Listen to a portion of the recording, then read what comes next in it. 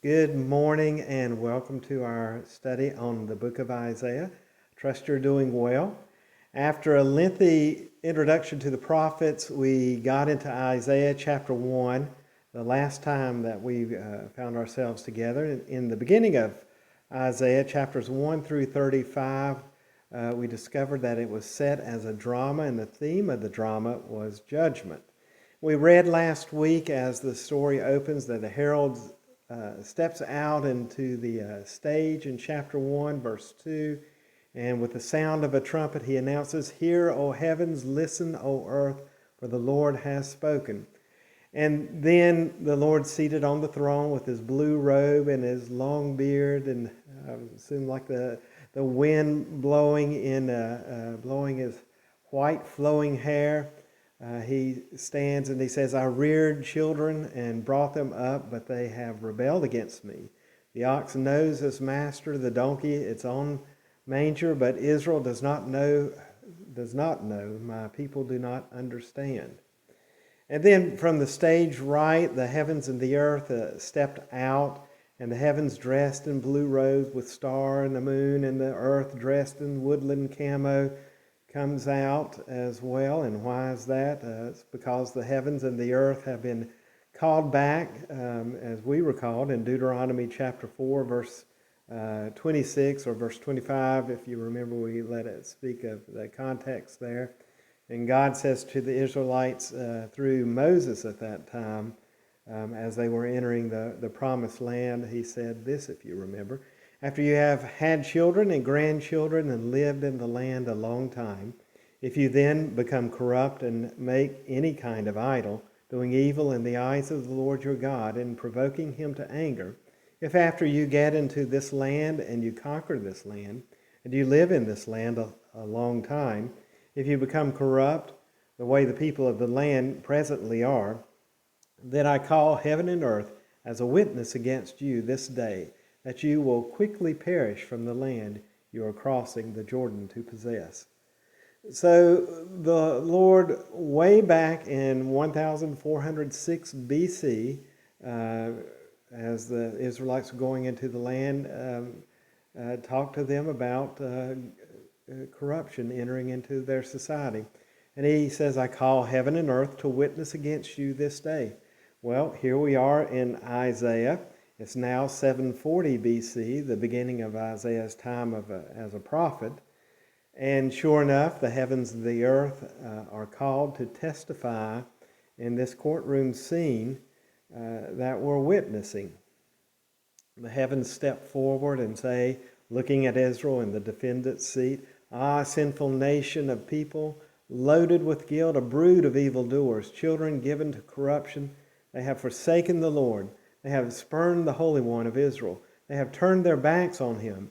And the earth speaks up and says, "Why should you be beaten anymore? Why should you persist in rebellion? Your whole head is injured, your whole heart afflicted." And on goes the courtroom scene right up through chapter 4, where we ended our last time together. Now here in chapter 5, we have a new scene in our play. In chapter 5 of Isaiah, the prophet, I guess you'd say the playwright, has stepped on the stage and he says, "I will sing for the one I have a song about his vineyard. I will sing on behalf of God a song about his vineyard." Israel, of course, is God's vineyard. He planted her, he took care of her, he nurtured her. And so God goes on, Isaiah does, "So I will sing a song for the one I love about his vineyard. My loved one had a vineyard on a fertile hillside. He dug it up and cleared it of stones and planted it with the choicest of vines. He built a watchtower in it and cut out a winepress as well as a well. And then he looked for a crop of good grapes." And as he might expect to do that, if he makes all this preparations, that he indeed would look for a good crop of grapes. But it yielded only bad fruit, Isaiah tells us. And then the Lord speaks up in verse 3, Now you dwellers in Jerusalem and men of Judah, judge between me and my vineyard. What more could have been done for my vineyard than I have done for it? And what more could possibly have been done for Israel? When I looked for grapes, why did it yield only bad? Now I tell you what I am going to do, what I'm going to do about my vineyard. I will take away its hedge, and it will be destroyed. I will break it down its walls, and it will be trampled. I will make it a wasteland, neither pruned nor cultivated, and briars and thorns will grow there. I command the clouds not to rain on it. And then Isaiah speaks, the vineyard of the Lord Almighty is the house of Israel. Lest anyone in the audience doubt this comparison here, Isaiah goes on, the vineyard of the Lord Almighty is the house of Israel, and the men of Judah are the garden of his delight. And he looked for justice, but saw bloodshed, for righteousness, but heard cries of distress. Woe to you who add to the house and join field to field till no space is left, and you live alone in the land. At which point God interrupts Isaiah and speaks. Surely the great houses will become detestable, the fine mansions left without occupants. A 10-acre vineyard will produce a bath of wine, a homer of seed, an ephah of grain. And then Isaiah continues. Woe to those who rise early in the morning to run after their drinks, who stay up late at night till they are inflamed with wine. They have harps and lyres at their banquets, tambourines and flutes and wine. But they have no regard for the deeds of the Lord, no respect for the work of his hands. Therefore my people will go into exile for lack of understanding. Their men of rank will die of hunger, their masses will be parched with thirst. Therefore the grave enlarges its appetite and opens its mouth without limit. Into it will descend their nobles and masses, with all their brawlers and revelers. So man will be brought low and mankind humbled. The eyes of the arrogant humbled, but the Lord Almighty will be exalted by his justice, and the holy God will show himself holy in his righteousness. Then sheep will graze in their own pastures, lambs will feed among the ruins of the riches. Woe to those who draw us in along with the cords of deceit and wickedness, as a cart of ropes. To those who say, let God hurry, let him hasten his work so we may see it. The plan of the Holy One of Israel, let it approach, let it come into view, so we may know it. And then verse 20, woe to those who call evil good and good evil, who put darkness for light and light for darkness, who put bitter for sweet and sweet for bitter. It's basically when people start turning things upside down. Woe to those who are wise in their own words and clever in their own sight.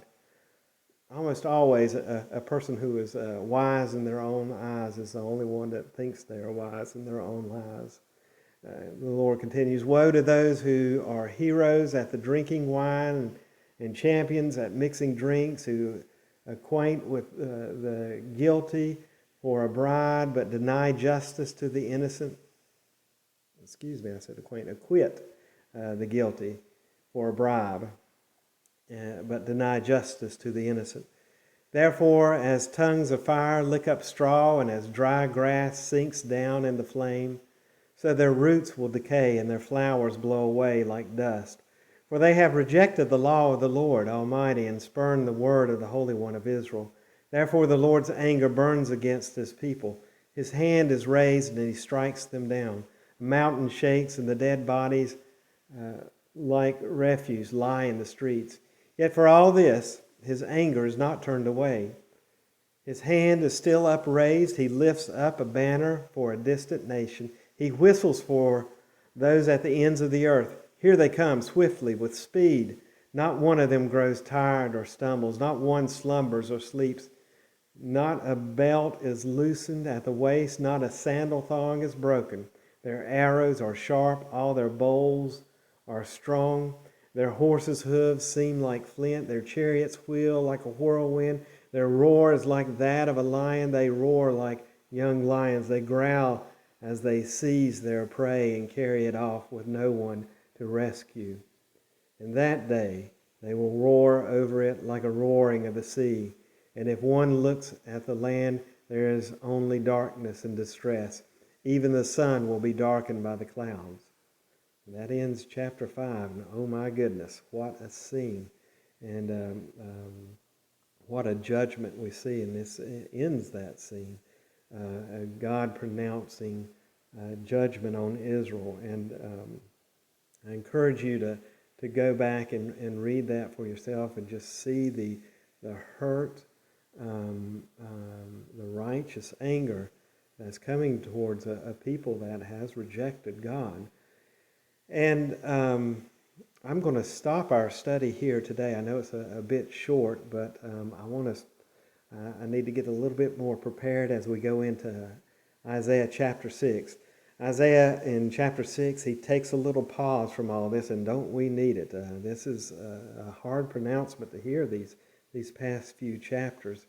And we get an introduction to Isaiah in chapter 6, and just we find out who he is, where he came from, how this all came about, and that's what I want to do next week, is look at chapter 6. Now, if you want to be prepared for that, obviously read Isaiah chapter 6. But I'm also going to be talking about Revelation chapter 4. Revelation chapter 4 and Isaiah chapter 6, they have a lot of things in common. And I want to look at that a good bit tomorrow and just draw some parallels from what is going on in these two chapters.